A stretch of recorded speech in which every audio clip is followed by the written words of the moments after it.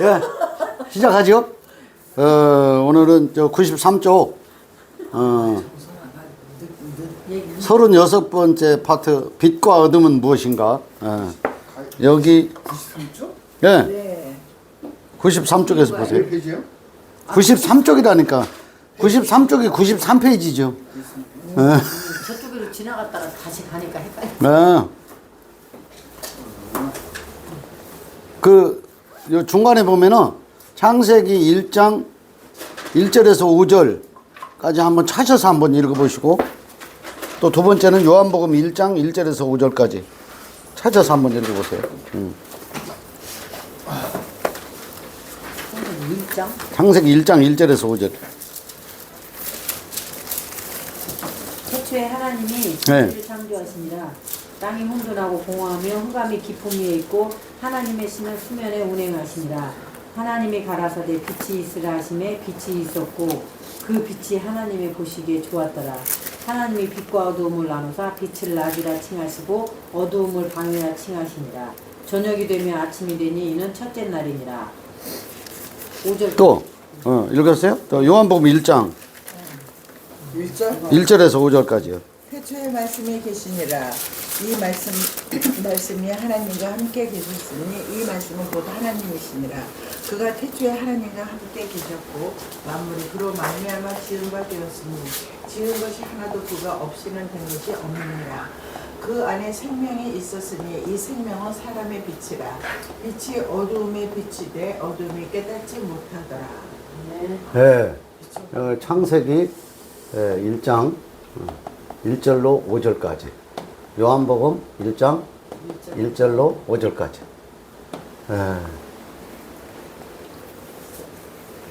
저 교재에서 한번 읽어볼게요.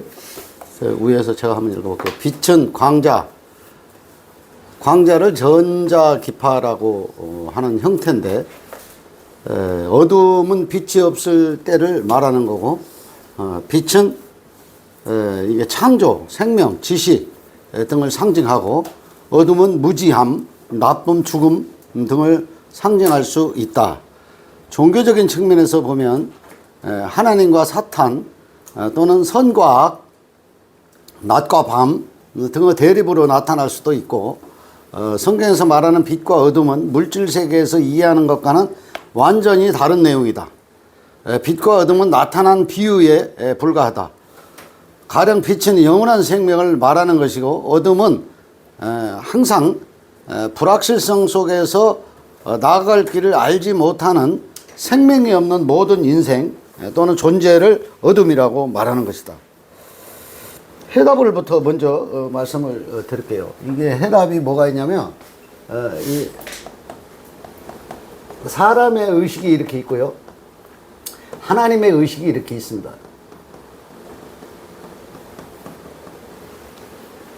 사람의 의식은 이제 이걸 갖다가 어둠이라고 하거든요. 어둠.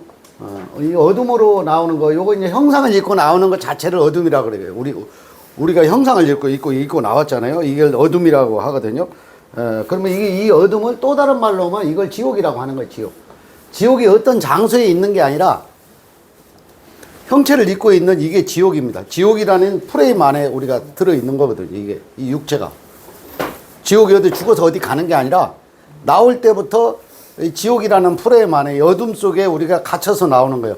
뭐가 갇혀서 나오냐면은 하나님의 영이 우리 안에 들어있거든. 하나님의 생명이 우리 안에 들어와 있으니까 우리가 생명으로 움직이는 존재로 되어 있는 거거든요. 근데 그게 잘 이해가 좀 돼야 되는데, 이게 이제 어둠과 지옥이라는 건 또 다른 말하면은 이게 본인의 프레임을 이렇게 가지고 있고, 본인의 프레임이라는 게 무슨 프레임이냐면, 본인의 어떤 그 기준입니다. 기준. 네? 본인이 가지고 있는 각자의 기준이 사람마다 다 다를까요? 또 동일할까요? 달라요. 다 달라요. 그래서 이 기준을 다 가지고 있는 게, 이게 왜 지옥이라고 하냐면 이게 갇혀 있다는 거야. 맞아요? 갇혀 있다니까. 본인의 생각 속에 다 갇혀 있다니까. 내 생각은 이렇거든요. 그렇게 갇혀 있는 거예요. 각자 사람이 다 생각이 다르거든요. 다르다는 것을 또 다른 말로는 모르기 때문에 그 다르거든요. 다르다는 것은 또 토기장이가 그렇게 만들어 놨어요. 하나님이 귀 있을 것과 천이 있을 것을 각양각색대로 이렇게 만들어 놓은 거거든요. 그래야 이렇게 우리가 서로 의지하면서 이렇게 도와가면서 살도록 그렇게 만들어져 있거든요. 이게 갇혀 있다는 건 요게 이제 마음 상태가 이렇게 갇혀 있다는 거고, 이 마음 상태가 갇혀 있는 것을 이게 철창에 갇혀 있으니까, 철창에 갇혀 있으니까 이게 지옥인 거거든요. 그러면 이게 토탈 이게 생각입니다. 생각은 자기 생각을 가지고 여기에 이렇게 갇혀 있으니까 이걸 사람의 의식이라고 하는 거거든요. 사람의 의식. 어떤 사람이든지 이 사람의 의식 속에 다 갇혀 있습니다. 누구나. 잘난 사람이나 못난 사람이나 지식이 많은 사람이나 적은 사람이나 많이 배운 사람이나 덜 배운 사람이나 있는 사람이나 없는 사람이나 다 동일하게 자기 기준의 생각을 이렇게 가지고 있는 이것을 사람의 의식이라고 하는 거예요. 이게 이해되시죠, 이게? 네. 사람의 의식이 이렇게 돼 있다고. 그러면 요거 하나님의 의식이라는 건 뭐냐면, 하나님의 의식은 사람의 의식하고 완전히 다릅니다. 이 사람의 생각과 의식은 뭐냐면 한계를 가지고 있습니다. 한계를 가지고 있죠. 한계를 가지고 있어갖고 이걸 뛰어넘지를 못하는 거예요. 내가 추구하는 세계와 내가 알고 있는 지식과 내가 어떤 꿈꾸는 어떤 미래에 대한 어떤 환상 뭐 이런 것들이 전부 다 자기 기준에 대한 한계를 이렇게 가지고 있는 거거든. 그것이 뭐 더하다 덜하다 차이는 있을 수 있지만 각자 다 이게 사람의 의식이라는 거예요. 야, 하나님의 의식이라는 건 또 뭐냐? 하나님의 의식을 요거는 이제 성경에서는 이걸 빛으로 말하고 있는 거예요, 이걸. 그러니까 요한복음 1장에서 말하는, 한번 읽어보죠. 태초에 말씀이 계시니라. 이 말씀이 하나님과 함께 계셨으니 이 말씀은 곧 하나님이시니라. 그가 태초에 하나님과 함께 계셨고 만물이 그로 말미암아 지은 바 되었으니 지은 것이 하나도 그가 없이 된 것이 없느니라. 그 안에 하나님의 생명이 있었으니 이 생명은 사람들의 빛이라. 이게 빛이라고 하는데 이 빛이 사람한테 비쳤더니 이 사람이 이 빛을 알아본다 못 알아본다? 깨닫지 못했다 이 말이에요. 이게 왜 깨닫지 못했다고 하냐면 이 하나님의 의식, 하나님의 빛이라고 하는 것은 뭐냐면 요건 영원한 생명이라는 거예요. 영원한 생명. 그러면 이게 사람의 의식은 이게 한계가 있다 그랬잖아요. 이건 유한한 생명이라는 거예요. 유한한 생명. 이해가 되시죠? 유한한 생명. 그러니까 이 생각에서 빨리 이걸 벗어나야, 이 사람의 의식에서 빨리 벗어나야 이 빛 가운데로 들어가는 거거든. 빛 가운데로 들어간다. 또는 거듭났다, 구원받았다, 깨달았다 하는 얘기가 뭐냐면 요게 국한되어 있는 내 생각이 일로 전환돼 버려야 되는 거예요. 매주 이야기를 하는 거거든. 이 전환돼야 돼. 그걸 구원받았다 하는 거예요. 뭐 믿습니다. 그런 구원 말고 내 생각이, 이게 내 생각 속에 머무르 있는 것에서 하나님의 의식 속으로 내가 들어가 버리는 것. 그것을 갖다가 의의 옷을 입었다고 하는 것이거든요. 이게 뭐냐면 이 빛과 천국은 이게 모든 세상 있잖아요. 보이는 모든 세상, 이게 모든 세상이 이게 나타난 세상이 있고요. 감추인 세상이 이렇게 있잖아요. 감추인 세상과 나타난 것이 모두 다 영원한 세상 안에 영원 속으로 모든 것이 다 설계되어 있다. 영원. 이걸 영생이라고 이렇게 하잖아요. 영생. 그죠? 영생. 이걸 갖다가 구원이라고 하는 거거든요. 그러니까 이 구원은 뭐냐면 더 쉽게 말씀드리면 하나님의 사랑을 말하는 거예요. 사랑. 그죠? 하나님의 사랑. 하나님의 사랑이 유한하다, 무한하다. 무한하다는 거예요. 무한. 무한한데 종교는 하나님의 생명을 유한하다 그래요? 무한하다 그래요? 믿는 사람은 천국 가고 안 믿는 사람은 지옥 가니까 그걸 유한하다고 생각하잖아요. 맞아요? 내가 여쭤보는 거야. 그럼 아니면 뭐예요? 믿는 사람은 구원 받고 안 믿는 사람은 구원을 못 받으니까 하나님도 그냥 편협된 하나님이네. 하나님의 속이 그렇게 넓지를 못해. 종교에서는 그렇죠. 그러니까 하나님의 속이 넓지를 못하다니까 어떤 사람은 구원하고 어떤 사람은 구원 안 한대. 그 누가 만들었냐 그러면 다 하나님 만들어 놨대. 그럼 뭔 말이에요 그게? 그걸 갖다 한계를 정해놓은 걸 갖다가 종교다 이 말이야. 종교. 그 한계를 정해놓은 것이 사람의 생각이다 이 말이야. 그걸 사람의 의식이라고 하는 거예요. 그러면 이게 하나님의 의식이라는 거 뭐냐? 하나님의 의식은 사랑인데 이거는 무한하다, 무한하지 않다? 무한한데 모든 사람을 구원한다, 부분적으로 구원한다. 모든 사람을 구원으로 인도하기 위해서, 영원한 생명으로 인도하기 위해서 하나님의 모든 시나리오, 설계를 이렇게 해놨다는 거야. 이해되세요? 종파 종교, 무슨 성경의 어떤 뜻, 히브리어, 헬라어, 킹제임스 원어성 이런 거 말고 그것은 전부 학문으로 구분지어서 보고 있는 관점에 불과한 것들이에요. 맞죠? 그러니까 이제 하나님의 의식이라고 하는 것은 뭐냐면은 이 자유와 은혜 속으로 들어가는 거거든요. 하나님 자유. 이게 자유가 부분적인 자유예요? 영원한 자유요? 영원한 자유요. 이걸 은혜라고 하는 거예요. 이걸 한번 찾아볼게요. 로마서에서 한번 찾아보세요. 로마서 8장에서 한번 찾아보세요. 이걸 자유와 하나님의 은혜라고 하는 거거든. 이게 하나님의 은혜와 자유를 아는 것을 갖다가 하나님의 의식이라고 하는 거거든. 의식이라는 것 자체가. 그죠? 그러니까 내 의식에서 하나님의 의식으로 바뀌라는 거죠. 그러면 여기 이제 사람의 의식은 이렇게 보세요. 찾아보고 있어요? 로마서 8장 37절에서 39절까지 한번 볼게요. 저도 한번 찾아볼게요. 그러나 이 모든 일이 네. 우리를 사랑하시는 이로 말미암아 네. 우리가 넉넉히 이기느니라. 네. 내가 확신하노니 네. 사망이나 생명이나 천사들이나 권세자들이나 현재일이나 장래일이나 능력이나 네. 높음이나 깊음이나 다른 아무 피조물이라도 우리를 우리 주 그리스도 예수 안에 있는 하나님의 사랑에서 끊을 수 없으리라. 됐죠? 충분히 이해가 됐죠? 제가 지금 설명드린 내용이 여기에 다 나와 있네요. 그죠? 제가 이게 뭐 어떤 말을 만들어가지고 내 생각을 이야기하는 것이 아니라 성경의 하나님의 의식의 관점에서 보면은 37절에서 제가 한번 다시 읽어볼게요. 그러나 이 모든 일에 우리를 사랑하시는 이로 말미암아, 우리를 사랑하시는 이, 지금 창세기 1장 1절에서 5절을 읽어봤고 요한복음 1장 1절에서 5절을 읽어봤어요. 태초에 하나님의 천지를 창조하시니라부터 시작해가지고 그 말씀이 곧 하나님이시라 해가지고 요한복음에서는 말씀으로 내려오신 하나님 자신 예수 그리스도를 설명하고 있잖아요. 맞죠? 그러니까 그것이 뭐냐면 이 하나님의 의식이라는 거야. 이 하나님의 사랑이라는 건 뭐냐?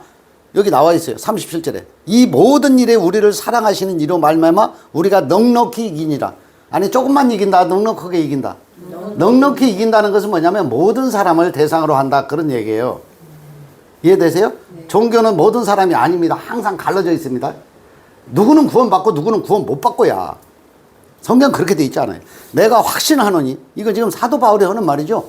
내가 확신하노니 사망이나 생명이나 천사들이나 권세자들이나 현재일이나 장래일이나 능력이나 39절에서 높음이나 기쁨이나 다른 어떤 피조물이라도 우리를 우리 주 그리스도 예수 안에 있는 하나님의 사랑에서 끊을 수 있느니라. 어떻게 돼 있어요? 없다. 끊을 수 없다는 것이 이게 하나님의 사랑이란 말이에요. 이게 하나의 의식이란 말이에요. 이해되세요? 네. 이걸 진리라고 하는 거예요. 진리. 하나님의 사랑에서 누구도 끊어져 나갈 수가 없는 거예요. 믿는 사람, 안 믿는 사람, 구원 받은 사람, 못 받은 사람 있잖아. 종교교인들아, 진리를 깨닫는 사람, 못 깨닫는 사람 있잖아. 다 그걸 선하고 이렇게 가르잖아요. 아니라니까. 원래는 하나님의 사랑 안에 다 들어있는 거예요. 다만 저들은 잘 모르니까 그걸 하고 있을 뿐이요. 넓게 보면은. 그래요, 안 그래요? 그래요. 우리끼리 그래요. 말씀이 그래요. 말씀이 그렇다니까. 그러니까 이렇게 성경을 이해해야 이게 하나의 의식으로 이해가 됐다. 이렇게 말씀드릴 수가 있다, 이 말이에요. 이해가 되시죠? 하나 더 비유로 내가 말씀을 드리면은, 자, 창세기 3장에서 보면은, 자, 의복 얘기를 할게요.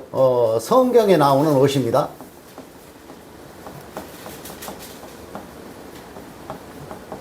성경에 나오는 옷이 여러 가지가 있는데요.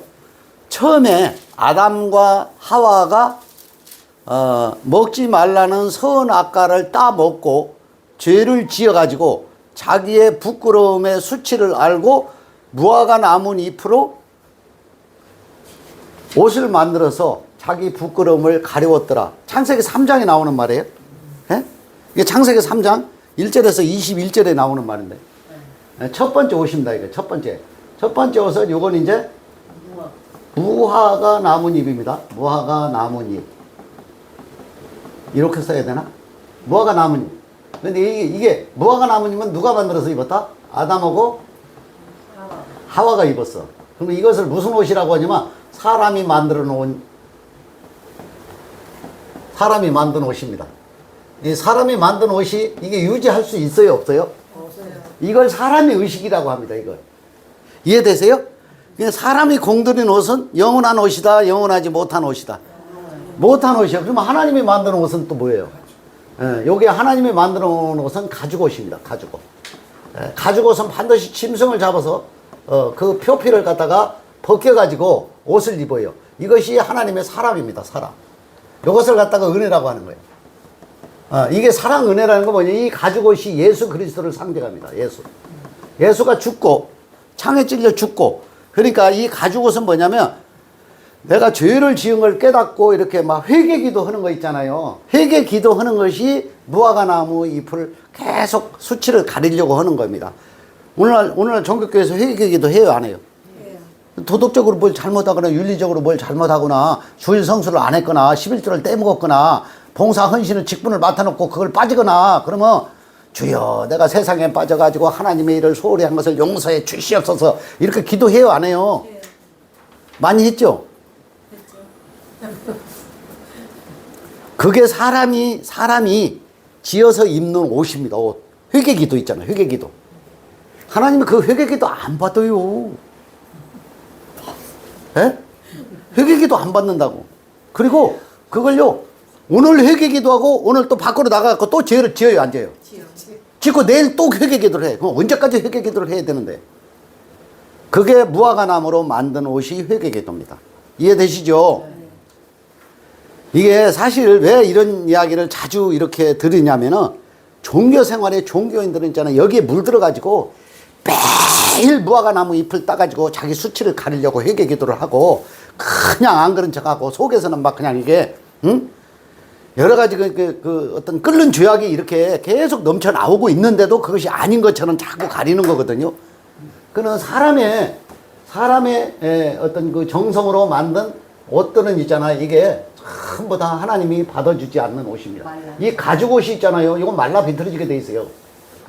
이거 예수가 있잖아요, 짐승, 죽고입니다, 죽고. 이 죽고라는 게 뭐냐면, 이 짐승이라는 게 뭐냐면, 짐승. 살아있는 형상으로 나오는 것 자체가 짐승입니다. 누가 짐승이에요? 내가 짐승이에요, 내가 짐승이라니까. 털 달린 짐승이라니까요, 내가 짐승이야. 그러니까 내가 짐승이라는 걸 알아야 죽고, 사랑과 은혜 속에 들어간다는 것은 뭐냐면, 이 가죽옷이라는 건 뭐냐면, 하나님의 사랑의 의입니다, 의. 예, 그러니까 사람이 만든 의는 있잖아요. 의는 영원한 의다, 부분적인 의다. 요건 부분적인 의야. 영원한 의가 될 수가 없어.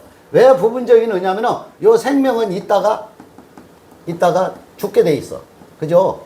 죽고 사라지도록 돼 있다니까. 사라짐. 그죠? 사라지는 의예요. 이렇게 사라지는 의인데 이 하나님의 은혜는 사라져요, 사라지지 않아요. 이건 영원한 의라고 하는 거예요. 영원한 의. 그러니까 이 사람이 만든 옷을 버리고 영원한 의를 힘입으라는 거거든. 하나님의 은혜라고 하는 것은 그런 거예요. 그러니까 여기 지금 이 종교 의식으로 자기 옷을 이거를 벗어 던져야 돼. 이거 벗어 던져. 이 벗어 던지려면 어떻게 던져져요? 말씀으로 이게 자신이, 예? 말씀으로 정을 맞아가지고 불살라져야 됩니다.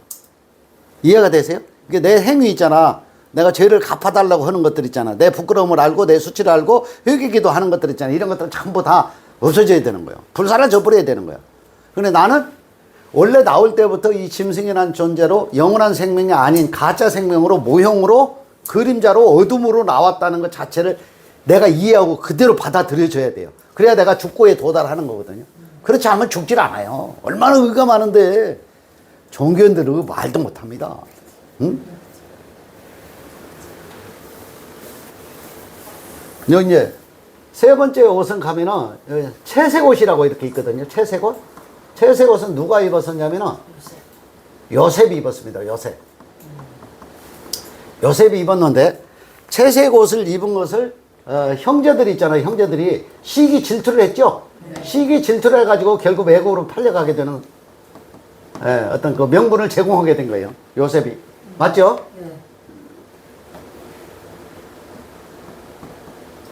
이 채색옷을 입어서 이게 참 아름다운 채색옷이잖아요. 이 채색옷이 12보석입니다. 채색옷이. 채색옷이 12보석이고 신약 시대에 와가지고는 예수 그리스도가 다양한 행적과 이적을 통해 가지고 병든 자, 가난한 자, 또 이렇게 죽은 자를, 귀머거리들, 또 안전뱅이들, 소경들을 이렇게 이적을 일으키는 모습이 이 채색 옷으로 비유되고 있는 겁니다. 채색은 단순한 무슨 색깔이 아니고 그 다양한 12가지 채색 옷이 하늘에 있는 12보석을 말하는 거고, 12보좌를 말하는 거고, 12제자를 말하는 거고, 12제자라는 것은 뭐냐면 하늘의 그 온전한, 이게 세상 돌아가는 것도 12달로 되어 있잖아요. 이게 전부 다 채색 옷입니다. 색깔이 다 다르고 공기도 다 달라요. 지금 오늘 날씨가 어저께보다는 조금 온화해졌는데 계속 달라요. 이게 다른 게 뭐냐면 하나님의 은혜를 그 어떤 12가지 채색 옷으로 표현하고 있는 거다. 그런 얘기입니다. 이해되시죠? 네? 네. 그렇게 이해를 하시면 맞아요. 그리고 이 채색 옷을 입은 것은 뭐냐면 또 이게 이 만왕의 만왕의 왕으로 오시는 예수 그리스도를 상징합니다. 또. 그죠? 만왕의 왕으로 이렇게 오시는 모습을 여기다 이제 설명하고 있는 거예요. 그러면 이 만왕의 왕으로 왔다는 것은 요셉이 애굽에 들어가 가지고 뭐가 됐죠? 총리가 됐으면 총리가 돼 가지고 전체를 다 관장하게 됐잖아요. 맞죠? 네. 전체를 관장해서 그 권력을 가지고 누구를 구제하게 되냐면 이스라엘의 모든 형제, 가난과 기근에 들어있는.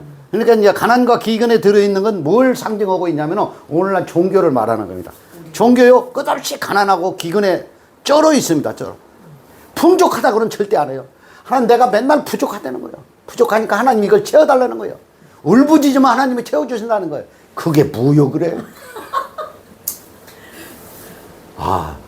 내가 그걸 많이 해봤기 때문에 잘 안다니까요. 부족한 저를 불쌍히 여겨주시옵소서. 그래서 불쌍히 여기되는 거야.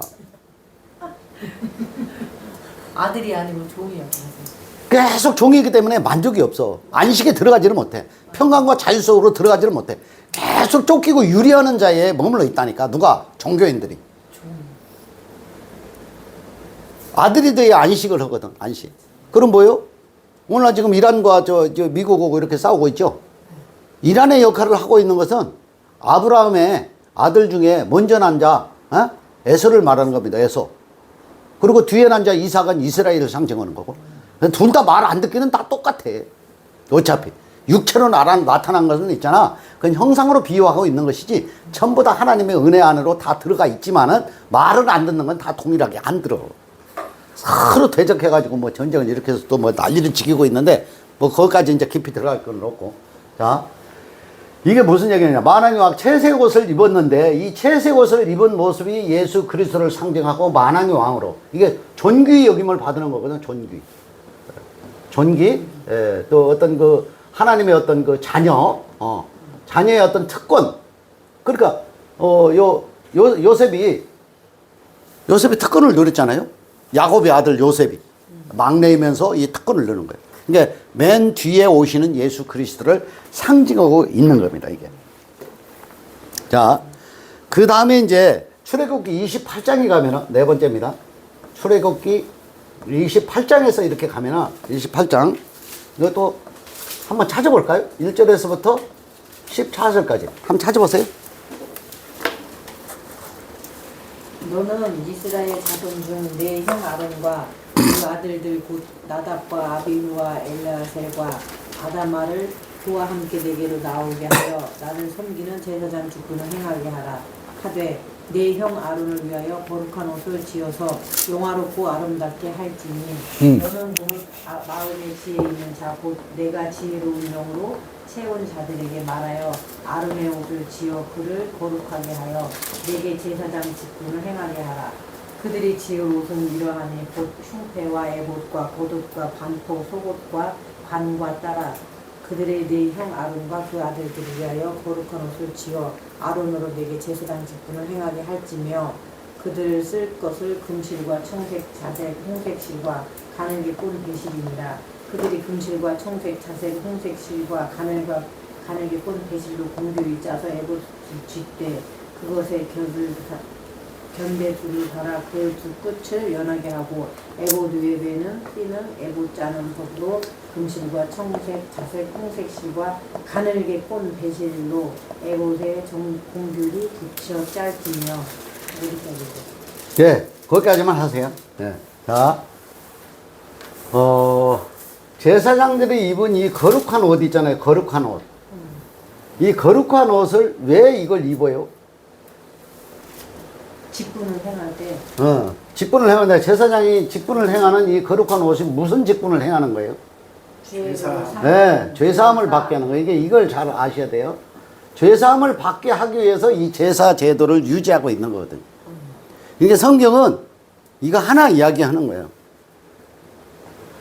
이쪽에서 사람의 의식을 이걸 버리려는 거잖아요. 이건 진짜가 아니라는 거잖아요. 하나님의 의식으로 바뀌려는 거잖아요. 하나님의 의식으로 바뀌는 것은 옷을 입잖아요. 내가 지어 입는 옷으로는 영원한 옷이 안 된다는 거예요. 하나님이 만들어준 옷, 가죽옷을 입으라는 거예요. 그러면 여기에 이제 채색 옷을 입었던 요셉하고 또 이쪽에 이제 제사장이 입은 제사장의 옷 다 화려하거든요. 이 옷이 무슨 얘기냐면 나중에 신부가 입어야, 마태복음에서 나오는, 요한복음에서 나오는 신부가 입어야 될 세마포, 흰 세마포 의의 옷을 말하는 거예요. 네. 그러면 이제 그것이 계시록 9장에 가면은 또 의의 옷이 나오고 22장에 가면은 또 이제 제사장이 입는, 빨아서 입는 옷이 또 나오거든요. 그러니까 이 옷 속에 있잖아요. 하나님의 그 은혜와 사랑이 이 옷을 통해 가지고 이거 계속 표현을 하고 있는 거거든요. 그러니까 성경 전체를 한꺼번에 다 사람의 의식에서 하나님의 의식으로 바뀌면 옷을 입잖아요. 바꿔 입는 거예요. 어떻게 바꿔요? 사람이 만드는 옷을 입는 게 아니고 하나님이 만들어 놓은 옷을 입는 것이 구원과 진리를 깨달아 아는 것이다. 그런 얘기입니다. 이해되셨죠? 그러면 조금 더 세부적으로 찾아보도록 합시다. 자, 출애굽기 28장 1절에서 14절에 보면은 이 옷들은 있잖아. 금색, 파랑색, 또 무슨 보라색, 이런 어떤 그 옷들이 있는데, 이건 이제 붉은색, 뭐 이런 것들이 있어요. 붉은색, 자색, 뭐 자색이나 붉은색이랑 똑같아요. 붉은 자색, 뭐 이런 것들이 전부 다 뭐 하나님의 은혜를 설명하고 있어요. 여기 채색 옷도 여러 가지 다양한 색깔이 있죠. 여기 제사장의 옷도 다양한 색깔이 있죠. 그죠? 이건 무슨 얘기냐면 예수 그리스도가 이 땅에 오셔가지고 여러 어떤 그 이적을 이렇게 행하는 모습을 다양한 형태로 보여주고 있는 것을 이 색깔로 설명하고 있고, 또 이건 이제 7색깔 무지개로 나타난 것들 있잖아. 이게 하나님의 영광을 나타나기 위한 하나의 색깔을 이렇게 다양하게 표현하고 있다. 그런 내용이고요. 마태복음 22장 9절에서 14절에 보면, 11절에서 보면 예복이 나옵니다. 이것도 한번 봐야 될 것 같아요. 마태복음, 마태, 마가, 누가, 요한. 마태복음 22장 9절입니다.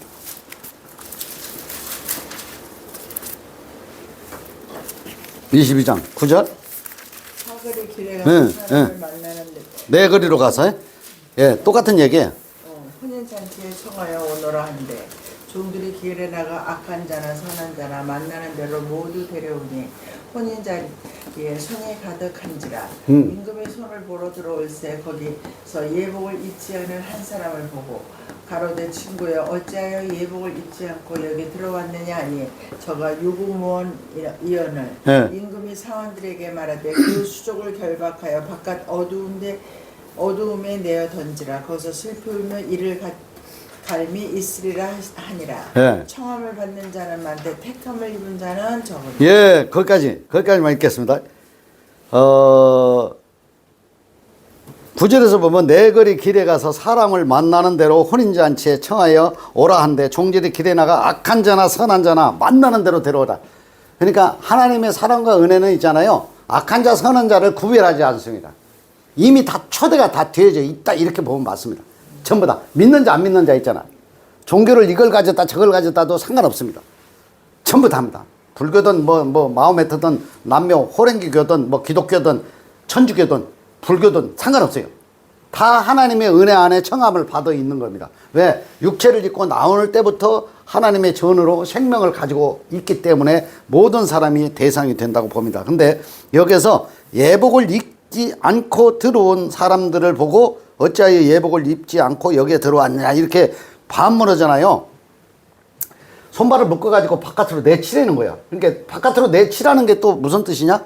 이거요. 아직 진리 안으로 들어오지 못하고 안식 안으로 들어오지 못하잖아요. 그럼 아직 행위에 머물러 있다는 거잖아요. 이거 바깥 어두운 데에 슬피 울게 돼 있어요. 이게 항상 방황하도록 돼 있다니까. 방황 속에 들어있어. 이걸 혼돈이라고 하거든요. 진리의 안식에 들어가지 못하면 모든 사람이 혼돈 가운데 들어가 있거든. 이 혼돈 가운데 들어간 것을 이것을 어둠이라고 그래요. 이 어둠에 들어있으니까 바깥에 쫓겨나 있단 말이야. 맞죠? 바깥에 쫓겨나 있단 말이야. 그러니까 바깥에 쫓겨나 있지 않고 예복을 입은 자들은 뭐냐면, 청함을 받은 자는 많되, 여기 14절에 나와 있네요. 청함을 받은 자는 많되 택함을 입은 자는 적다. 이게 무슨 말이에요? 어떤 사람은 하나님이 구원을 시켜주기 위해서 택했고, 어떤 사람은 버리기 위해서 하나님이 택하지 않았고, 그렇다고 생각하나? 전에 그렇게 생각했을 때도 있었어요. 여기에 있잖아요. 청함을 받은 자는 모든 사람입니다. 이게 진리나 안식이나 하나님의 사랑을 이해한 자, 못한 자, 말할 것 없이 전부 다 청함을 다 받아 있어요. 형상을 읽고 나올 때부터 이미 청함을 받아 있다니까요. 근데 그것을 이해를 한 사람은 택함에 들어간 거예요. 이해를 한 사람은. 그러니까 아직 이해를 못한 사람은 그 택함 속에 아직 들어가지 못했다. 택했다고 하니까 뭐 이렇게 찍었다, 그 사람만 이렇게 구별했다, 이런 뜻이 아니라 안식과 진리의 자유 속에 들어간 자가 있고 아직 못 들어간 자가 있어요. 그러니까 택함을 받았다고 하는 것은 육신을 이렇게 살고 있는 날 동안 이것을 깨달아 알아버렸잖아요. 뭘 알았냐? 요 하나님의 의식 있잖아요. 의식. 하나님의 의식은 이건 이제 아까 설명드린 하나님의 은혜라고 그랬잖아요. 요 은혜. 예? 이 은혜라는 것은 일방적이라는 거요. 뭐 도와줬다는 거요. 일방적이라는 거예요. 일방적. 이 은혜라는 말 자체를 빨리 이해해야 되는 거예요. 내가 공을 들였다는 거요. 줄 사람이 알아서 만들었다는 거예요. 이 하나님이 이 구원이라는 건, 영생이라는 건, 생명이라는 것은 사람이 어찌 해가지고 그것을 받고 안 받고 하는 게 아니라니까.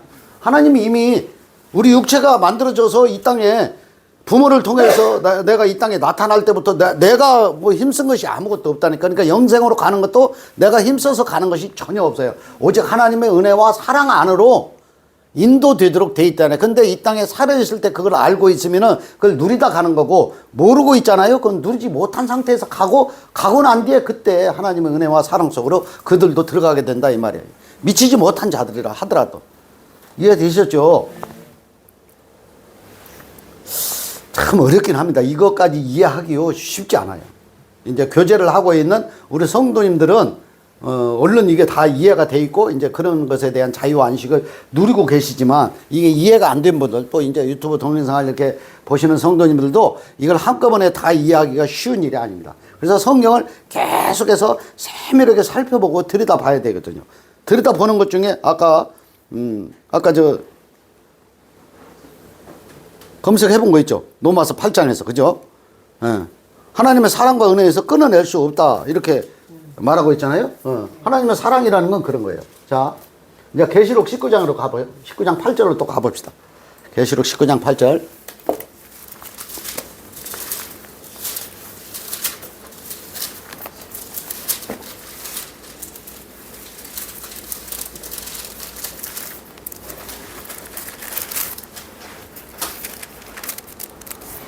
계시록 19장 8절. 네, 제가 한번 읽어볼게요. 그에게 빛나고 깨끗한 세마포 옷을 입도록 허락하였으니 이 세마포 옷은 성도들의 옳은 행실이로다. 야, 이 문구는 거의 외우는 사람이 많이 있죠. 그죠? 종교생활 좀 하신 분들은 다 이 문구를 외우고 있어요. 그런데 이 끝에서 혼란을 겪을 수밖에 없는 내용은 뭐냐면 성도들의 옳은 행실이래. 옳은 행실이 뭐예요? 한번 여쭤볼게요. 저 김성도. 옳은 행실. 어떻게 하면 성도들이 옳은 행실일까? 이해한 자. 물론 이해한 자가 옳은 행실인 건 맞는데, 종교적으로 이것을 이제 해석을 하면, 제가 사전으로도 계속 찾아봤거든요. 사전 있잖아요. AI 사전 참고 뭐 해가지고 다 찾아보니까 성도들의 옳은 행실은 첫 번째 있잖아. 말씀 안에 내가 거하면서 그 말씀을 잘 듣는 게 옳은 행실이야. 첫 번째. 두 번째는 나를 세속에 물들지 않게 하고 내 행실을 올바르게 하는 게 옳은 행실입니다. 이게 세 번째는 교회 생활 있잖아. 하나님의 말씀을 따라서 세속에 물들지 않고 있잖아요. 하나님의 말씀에 충성하고 헌신하고 하는 것을 갖다가 옳은 행실이라고 하는 거거든요. 그렇게 안 했거든요. 종교 행실을 잘해. 아니, 그러니까 사전적으로도 그렇게 지금 표현되어 있다니까요. 종교 생활을 잘하는 거, 그걸 옳은 행실로 하고 있어요. 그리고 도덕적, 윤리적으로도 세상 사람들보다는 조금 더 양보하고 또 이렇게 그 참고 인내하고 어떤 그 열매를 맺기 위해서 성령의 9가지 열매를 맺기 위해서 늘 자기 자신을 낮추고 뭐 그런 것을 갖다가 옳은 행실로 표현하고 있다 이 말이에요. 맞아요? 아니거든요. 다 틀렸거든요. 여기서 말하는 옳은 행실은 이 성경을 옮겨오는 이들서부터 이게 잘 정리가 안 되고 헷갈리는, 옳은 행실이라는 것은 사람이 어떤 행실로 나타나는 행위적인 것을 말하는 것이 아니에요. 옳은 행실이라는 것은 뭐냐면 진리. 하나님의 의 있잖아. 하나님의 의식이라는 건 하나님의 의입니다. 하나님이 일방적으로 만들어 놓은 하나님의 영원한 은혜, 하나님의 사랑 있잖아. 사랑, 무한한 사랑, 모든 사람을 구원에 이르게 하는 것, 이것을 갖다가 일방적으로 하셨다는 것을 토탈 이해되는 것을 갖다가 옳은 행실이라고 말할 수 있는 거예요. 이해되세요? 이해되는 것이 옳은 행실이에요. 무슨 도덕 윤리적으로 내가 행실을 잘 단도리를 해가지고 뭔가 열매를 맺는 것을 생각하는 것에서 벗어나야 돼요. 이건 착각입니다. 과거에 종교적으로 그렇게 생각했다는, 화가 나는 일이 있어도요 꼭 참고, 내가 믿는 자로서 이거 화를 내면 안 되지, 이렇게 해가지고 꼭 참고 이런 거예요? 아니 저는 그렇게 가르쳤잖아요. 목사들이. 그게 아니에요. 참고 안 참고는 우리 육인 있잖아요. 참아도 의가 안 되고요. 안 참아도 의가 안 돼요. 어차피. 의가 없어요. 우리 육체가 행하는 행실로 하나님 나 이렇게 잘했어요 하는 것으로 하나님 오케이 너 잘했다 이렇게 안 해준다니까요. 네 옷을 제발 벗어 던지라고. 네 의식에서 벗어나라고. 내가 일방적으로 다 해놓은 것을 너 알지 못하고 너 네 걸 가지고 자꾸 세워가지고 나한테 지금 뭐 올려고 그러잖아. 안 된다고. 하나님은 그걸 말해주고 있다는 거예요. 참 어려운 일이에요. 계시록 22장 14절에 또 한번 가봅시다. 22장 14절. 결정타가 여기에 또 나옵니다. 이걸 조금만 지울게요. 그 두루마기를 빠는 자들은 복이 있으니 이는 저희가 생명나무에 나가며 문들을 통하여 성을 들어갈 권세를 얻으려 하니로다. 개들과 술객들과 행음자들과 살인자들과 우상 숭배자들과 및 거짓말을 좋아하며 지어내는 자마다 성 밖에 있으리라. 예, 됐습니다. 지어내는 자가 어디에 있다고요? 성 밖에. 그럼 왜 지어낼까요? 자기 생각으로, 자기 의식으로 이걸 판단하고 있는 거예요. 그들이 지어내는 자들입니다. 이해되세요? 네. 그들이 지어내는 거라니까. 제가 다시 한번 읽어볼게요. 이게 이제 13절이 있고 14절이 있는데 13절에서부터 나는 알파와 오메가요 처음과 마지막이요 시작과 마침이다. 아니 이 한 구절만 봐도 돼. 내가 한 것이 있어요 없어요? 이 한 구절만 봐도 내 의가 필요 없다는 게 나오잖아요. 나는 알파, 하나님이 다 했다는 거 아니에요. 그죠? 나는 알파와 오메가의 처음과 마지막의 시작과 마침이다. 그리고 우리가 중간에 무슨 연장 하나를 이렇게 옮겨주고 그거 없다고 하나님이 일방적으로 다 했다는 것을 여기 표현하고 있잖아요. 13절을. 근데 성경을 볼 때 그렇게 이해가 돼야 된다니까. 이게 알파와 오메가니까 처음과 시작이요. 예? 14절 자기 두루마기를 빠는 자들은 복이 있나니 이는 그들이 생명나무에 나아가며, 아까 여기 있잖아요. 여기 있잖아요. 무화과나무 있잖아요. 무화과나무에 있는 것은 내 행위로 갖다가 지어 입은 옷이에요. 그러니까 생명나무로 가는 길은 뭐냐면 하나님이 지어주신 옷을 갈아입는 게 생명나무로 나아가는 길입니다. 예, 이해되시죠? 이걸 말하는 거라니까. 그러니까 두루마기를 빤다는 것은 뭐냐면 여기에 요 제사장들이 죄사함을 위해서 이렇게 제사를 지내잖아요. 죄사함을 위해서 제사를 지내는 거, 이걸 있잖아. 예수 그리스도가 오셔가지고 요게 이제 본인 자신이 번제로 이렇게 틀어졌잖아요. 이게 제사예요. 이게 마지막 제사예요. 그러면 여기에 이것을 믿기만 하면 구원받는 건 나도 죽고에 들어가야 된다니까. 나도 의가 없다는 거. 나타난 형상이, 예수도 나타난 형상이고요. 예수가 나타난 형상이면 나는 형상 아니에요? 나도 형상이라고. 나도 형상이라고. 이게 이 나도 형상인데 나도 번제로 들어져야 된다고. 이게 똑같이 나도 번제로 들어지고 나도 죽고에 도달해야 요게 이제 예수가 그리스도로 이렇게 부활하신 것처럼 나도 이게 전환이 이루어지는 거예요. 이게 전환은 어떤 전환이냐면 내 의의 옷을 내 이 무화과 나무님의 옷을 벗어버리고 하나님의 옷으로 갈아입는 것을 갖다가 이것을 예복이라고 한다 이 말입니다. 아멘. 예? 예, 거듭남이다. 예복이다. 죄사함을 받았다. 이렇게 이야기하고 있는 겁니다. 자, 이거는 이제 어디까지가 더 이제 실감이 나냐면 이사야 55장 1절에서 5절에서 보면 더 실감이 납니다. 이게 이사야 55장 거기까지만 보고 마치도록 하죠. 이사야 55장